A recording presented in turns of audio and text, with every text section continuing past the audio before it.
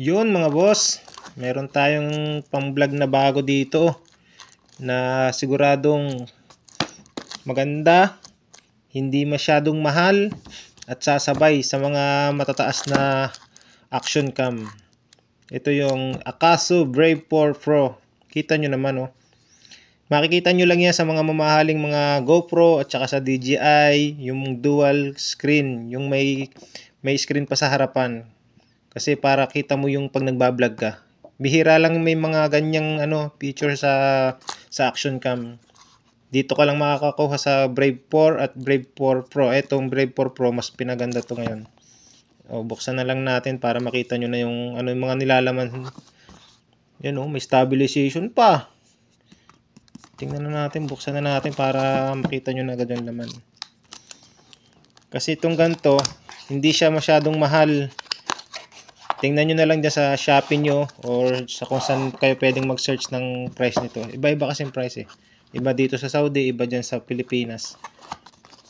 Kaya check nyo na lang yung price, pero hindi to mahal. Hindi to katulad ng mga GoPro na 20,000 plus. Hindi na ganun. Mga ano lang to. 1 digit lang to.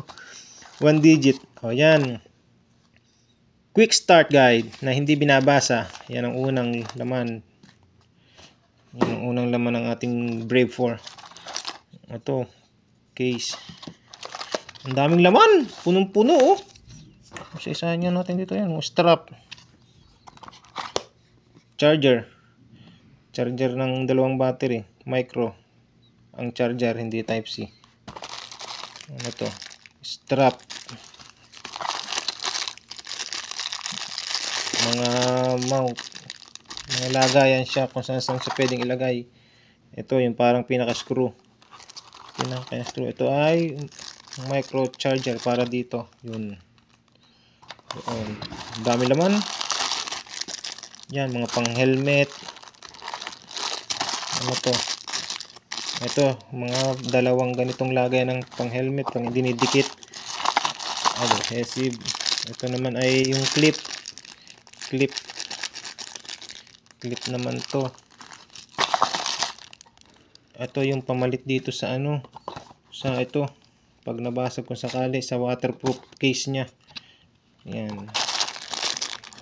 Ito ay mga kabitan siya. Yan, meron pang ano ba to? Wire. Basta kung ano man yan. Kung hindi ko lang sa mga gagamitin yan. Yan, ang dami. Ito, pang motor. Panglagay sa handlebar. Pag sa motor. Hindi na kailangan bumili. Dalawa nito. Tigda dalawa. Ito, isa. Sa to? Sa tripod. Tripod, yun o. Para may i-landscape at saka portrait. Maganda nito, may remote pa. May remote, pang picture at saka pang video. Tapos ito yung battery. Isang battery yan. Tapos kasi ito yung battery, nakuha ko na. Nalagay ko dito kanina. Yan, buksan natin. Kuhanin natin yung camera dito sa loob. Yun o.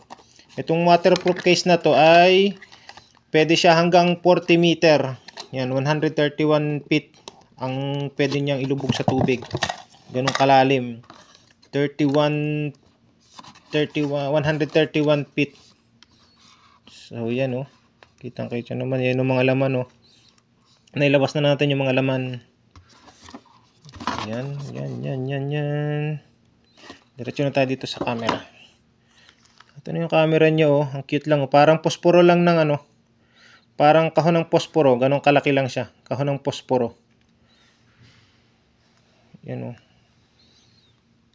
Parang kahon lang siya ng posporo. Pero naka-dual screen. Yan ang kagandahan nito. Nilagay ko na yung battery nito dito kanina eh. Kasi chinek ko muna pagka-deliver. Baka kasi scam eh. Kaya yun. Ito yung battery niya. O dalawa yung battery niya kasama. Na pwedeng ilagay dito pagka ginagamit mo isa, i-charge mo yung isa. O, diba? Kaya para hindi ka malubatan. Kaya kung ang motor mo ay merong chargeran, may saksakan ng USB, maganda. Kasi habang ginagamit mo isa, i-charge mo. Yan. Lagay na natin dito. Yun, nag-lock na. Tapos ay, ito yung nandito sa kaliwa. Kaliwa ay, yan o, yung charger. Pwede nyo yung isaksak dito habang ginagamit nyo. Yung micro. Tapos ito yung panglipat ng mga files sa computer. Tapos yung memory card. Nilagyan ko na ng memory card to 128 GB. So yan, may plastic pa. Tanggalin natin yung plastic sa lens. Ang ganda ng lens oh. Ang linaw. Ito tinanggal ko kanina. Buksan na natin. Ayan. Open na natin yan para maganda.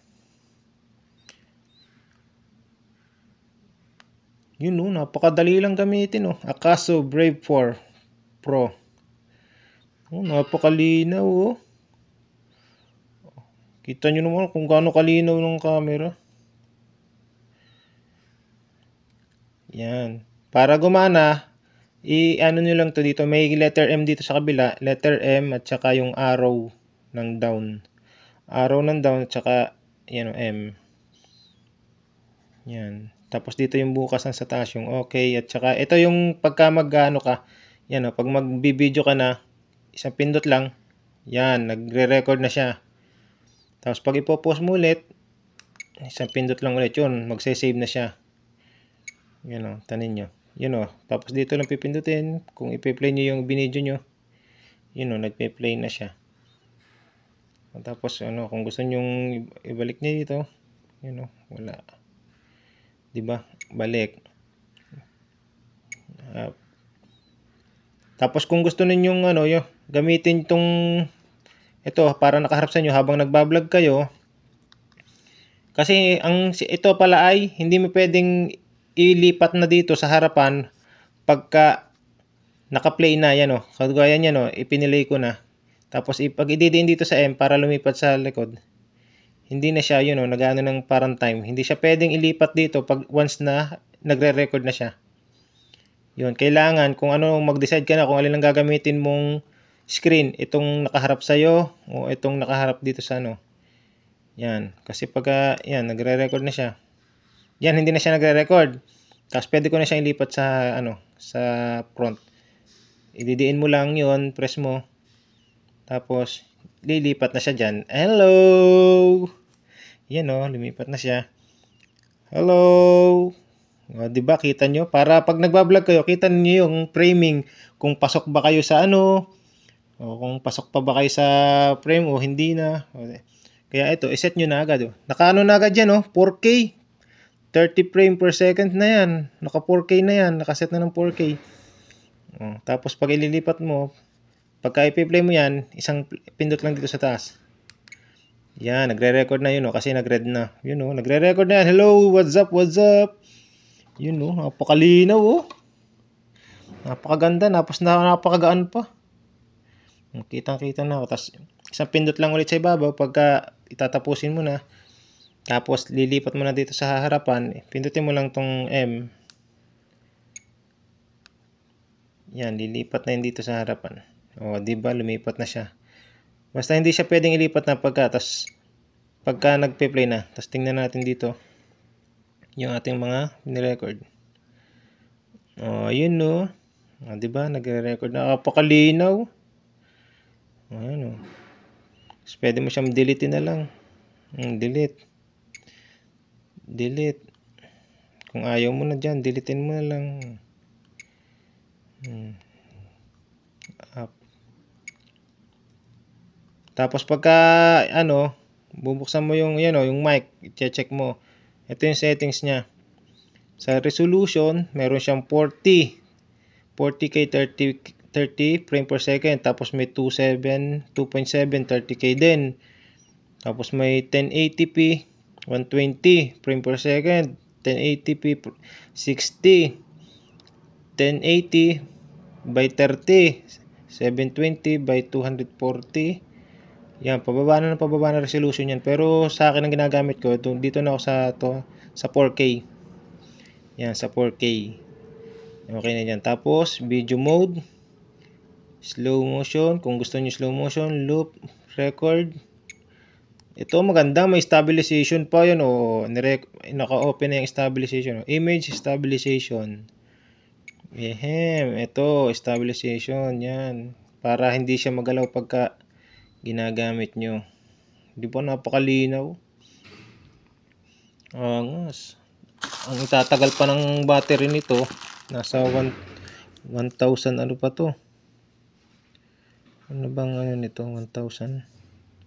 1,350 yung kanyang ano, yung watch niya, yung MA niya. 'Di ba? Ayan oh. Napakaangas, 'di ba?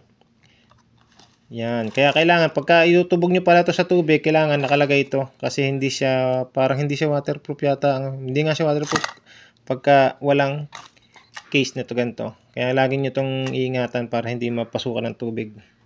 Kaya meron silang free na ganito sa cover kung sakaling mabasag. So yun lang, sa sunod na video natin, i-review natin yung mga kuha natin sa labas. Kasi madilim na, hindi na ako makapag-video ngayon kaya sa sunod na lang natin to i-review ng mga performance na yung test niya. Susubukan natin yung stabilization niya kung maganda talaga, tsaka yung quality ng video sa labas. So yun lang mga boss, maraming salamat sa panonood.